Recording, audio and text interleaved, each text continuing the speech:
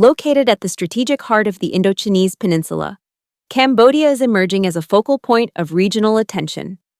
Recent developments from its stance on the South China Sea, the expansion of the Ream Naval Base, and the Funan Canal project to its management of special economic zones not only influence Southeast Asia's security, but have also prompted caution and even isolation from certain countries. Why has a nation with such a prime geographic advantage found itself in this situation? And is Cambodia moving closer to becoming a regional leader or drifting away from ASEAN's common trajectory?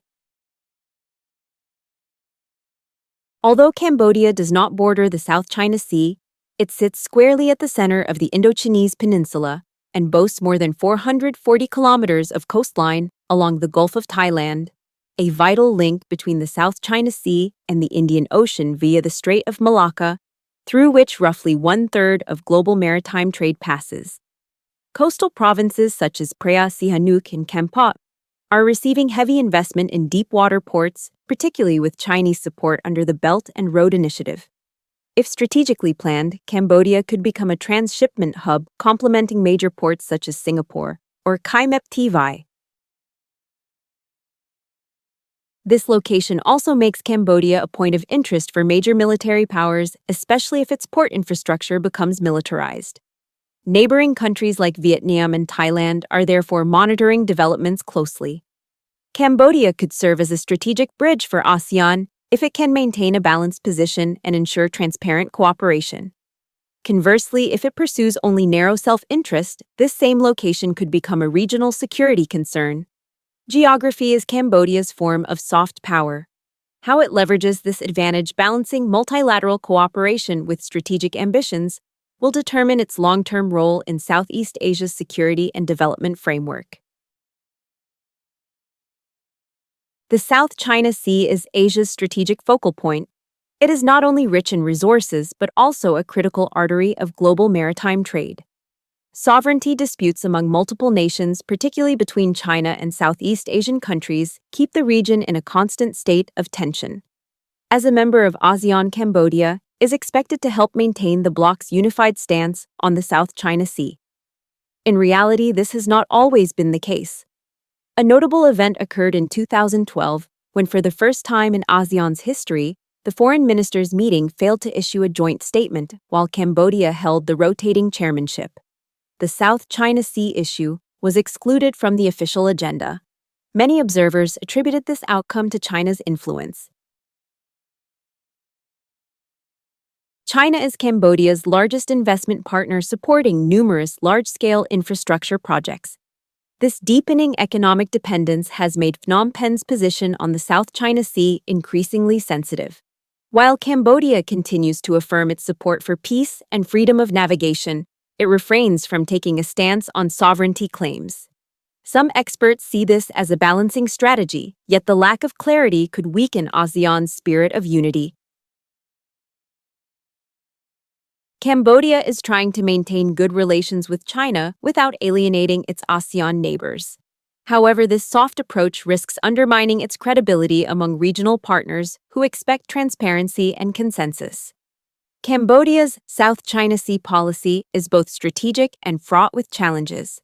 The question is, can Cambodia remain truly neutral, or will it continue to be perceived as leaning toward one side? Located in Prea Sihanouk province, the Ream Base sits along the Gulf of Thailand, close to the key maritime route linking the South China Sea to the Strait of Malacca. For this reason, any upgrades here quickly become the center of regional attention. In 2019, Cambodia dismantled U.S.-funded facilities at the Ream Naval Base. Beginning in 2020, it started renovations with Chinese assistance, prompting widespread international speculation. Satellite images have revealed new piers, logistical warehouses, and infrastructure, fueling suspicions that Ream might serve military purposes, though both Cambodia and China have denied this. It is not the construction itself, but rather the opacity surrounding it that has raised concerns. In such a sensitive maritime security environment, a lack of clarity can easily lead to strategic mistrust. Phu Quoc Island is located just about 30 nautical miles from Ream. Vietnam is carefully monitoring the situation and has consistently urged for transparent dialogue to prevent any misunderstandings that might affect regional security. If a non-ASEAN major power were to establish a military presence at Ream, it could undermine the bloc's principle of non-alignment and disrupt its existing stability. Ream is more than a base under renovation. It is a litmus test for strategic trust within ASEAN. In an era of intensifying geopolitical competition, transparency and cooperation are essential to preserving stability in Southeast Asia. A billion-dollar project linking Funam Pen to the sea Cambodia is placing high hopes on the Funam Canal, a nearly 200-kilometer waterway connecting the capital to Kep Province on the Gulf of Thailand. The project carries an investment of over $1.5 billion, with most of the funding coming from China. Its goal to reduce dependence on Vietnam's port system, such as Kai Mep or Cat Lai, and provide Cambodia with a fully independent maritime trade route. The canal is expected to draw water from the Bazak River, an important branch of the Mekong. This has raised concerns among experts about its potential impact on Vietnam's Mekong Delta, the country's main agricultural production hub. If water flow decreases, it could lead to saltwater intrusion, reduced sediment supply, and declining agricultural productivity, threatening the livelihoods of millions.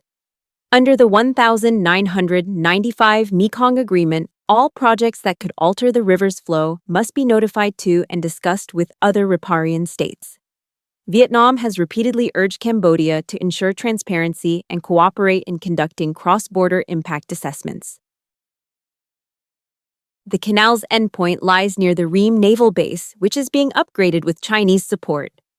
While the canal is initially intended for small cargo ships, some analysts warn that, if expanded, it could also serve military purposes.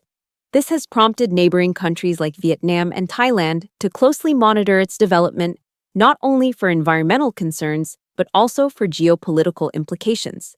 The Funam Canal is an ambitious project that could give Cambodia greater control over its logistics, but it also carries potential risks for the environment and regional balance. The question remains, how will Cambodia implement it in a way that promotes development without eroding strategic trust among its neighbors?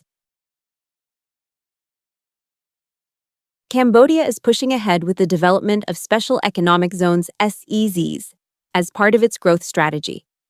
These areas enjoy tax incentives, streamlined administrative procedures, and well-developed infrastructure. Among them, Bavet bordering Vietnam and the coastal Sihanoukville SEZ stand out. One serves as a gateway for cross-border trade, the other as a key coastal logistics hub. Proximity to Vietnam has boosted trade job creation and service growth. However, the rapid pace of expansion has also brought challenges in border management, security, and urban planning. Recently, some SEZs, especially Sihanoukville, have been linked to numerous online scams, labor exploitation schemes, and the unlawful detention of foreign nationals. Several disguised technology centers have been uncovered, prompting joint operations between Vietnamese and Cambodian authorities to rescue victims. Criminal groups often operate under the cover of legitimate businesses. Compounding the problem are transparency gaps, lax inspections, and underdeveloped legal frameworks, turning these SEZs into gray zones that are hard to trace and harder to police. The Cambodian government has pledged to tighten control over SEZs. But to build genuine trust, concrete actions, transparency, and deeper cooperation with Vietnam, ASEAN, and organizations like Interpol are essential. Alongside projects such as the Funam Canal and Chinese-funded infrastructure, the SEZ network is also part of Cambodia's broader strategy to expand its influence. The challenge lies in achieving sustainable growth without raising alarms among neighboring countries. Vietnam, with its deep socio-economic ties and shared border, is a critical partner in this process. Special economic zones are both a growth driver and a test of governance and international cooperation. For these zones to fulfill their positive role, three players must work in sync: the Cambodian government, directly affected countries such as Vietnam, regional oversight and support organizations. This dynamic may also be one reason why Cambodia is gradually losing support from its neighboring states.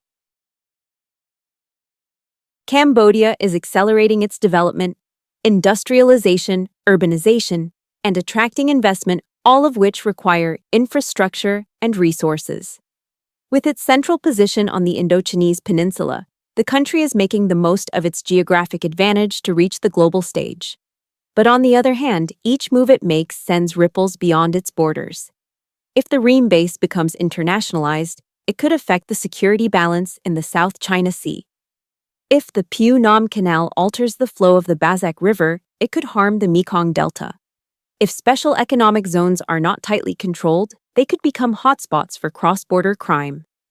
Although Cambodia does not intentionally seek instability, the region's tightly interconnected network means any significant change triggers responses from neighboring countries. ASEAN's stability has largely depended on the principles of consensus and non-interference. However, if a member state consistently prioritizes bilateral cooperation with major powers without adequate internal consultation, trust can erode.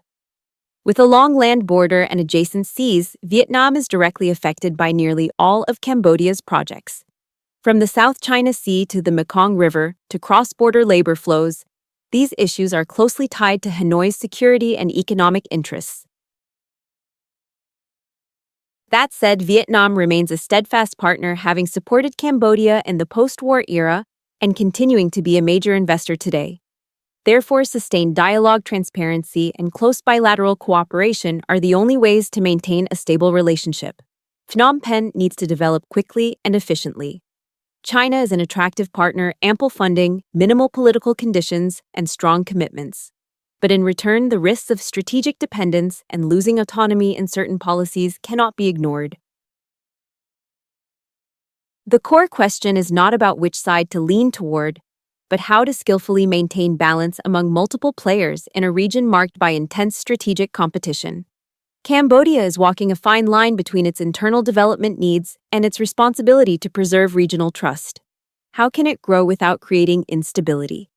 How can it engage with major powers while maintaining its standing in ASEAN? This is Cambodia's key strategic challenge for the decade. With a long shared border and adjacent waters, Vietnam cannot ignore projects such as the Funam Canal, the Ream Base, or SEZs near the frontier. Vietnam has proactively requested Cambodia to share information, consult early, and coordinate technically to ensure development plans do not cause negative spillover effects. Vietnam's position is clear: respect Cambodia's sovereignty, but always emphasize regional responsibility and transparency. Thailand, Malaysia, Singapore, and Indonesia are also closely watching developments in Cambodia, each with their own concerns. Thailand shares the Gulf of Thailand coastline, concerned about cross-border infrastructure. Malaysia and Singapore seek to maintain freedom of navigation and avoid risks from regional militarization. Indonesia plays a mediating role, often calling for greater transparency and avoiding alignment with extra-regional powers. As ASEAN members, national interests diverge, especially in their relations with major powers like China, the US, and Japan. Maintaining unity on sensitive issues such as the South China Sea, the Mekong, or regional security becomes increasingly difficult. Frameworks like the 2002 South China Sea Declaration on Conduct (DOC) and the 1995 Mekong Agreement provide a basis, but without updates or stronger enforcement, they risk becoming symbolic rather than substantive. The role of coordinating states such as Indonesia or Singapore has therefore never been more important. Cambodia is not the first country to find itself caught in the middle. Myanmar, the Philippines, Laos, and others have also taken steps that forced ASEAN to adapt. The common thread is this: member states must weigh regional consequences before making decisions. ASEAN must upgrade its institutional capacity to better handle internal differences. Vietnam's and ASEAN's responses are a clear signal that every move Cambodia makes, even if driven by domestic development goals, has cross-border implications. And in a region locked in fierce strategic competition, transparency, and intra-bloc cooperation are the keys to preserving long-term stability. After observing responses from Vietnam and other ASEAN members, it is clear that skepticism toward Cambodia is not temporary. It stems from deeper issues. Cambodia is China's closest partner in Southeast Asia. This raises concerns among ASEAN members, especially Vietnam, the Philippines, and Malaysia.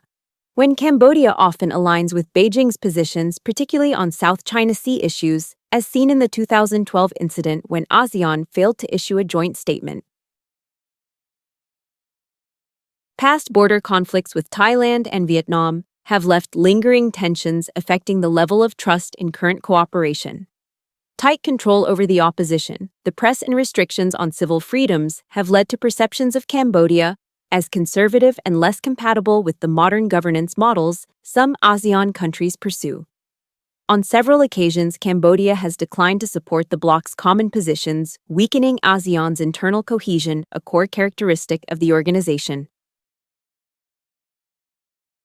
While Cambodia has received significant investment from China, it also faces the risk of financial dependency and loss of strategic autonomy, fueling ASEAN's concerns over its neutrality.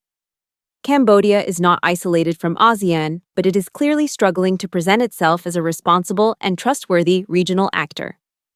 To improve this, Cambodia needs to enhance transparency, strengthen intra-bloc cooperation, and reaffirm its commitment to ASEAN's principles of neutrality and unity.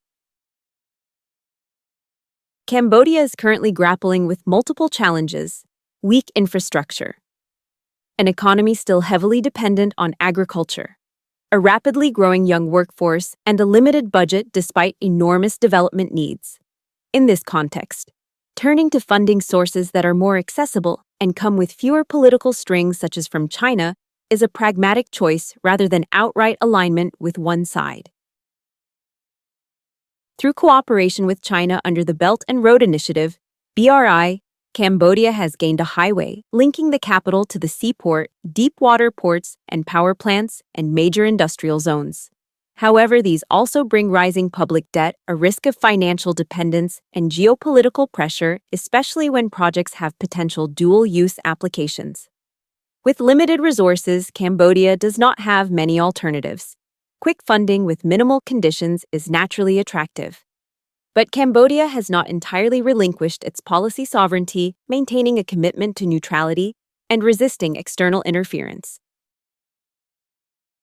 Situated between major powers and near a critical maritime route, Cambodia is constantly shaped by both regional expectations and great power influence. At the same time, it bears immense internal development pressures from its population, from urbanization, and from the need to stay economically competitive. Cambodia is not merely a country under scrutiny, it is also a nation racing to avoid being left behind.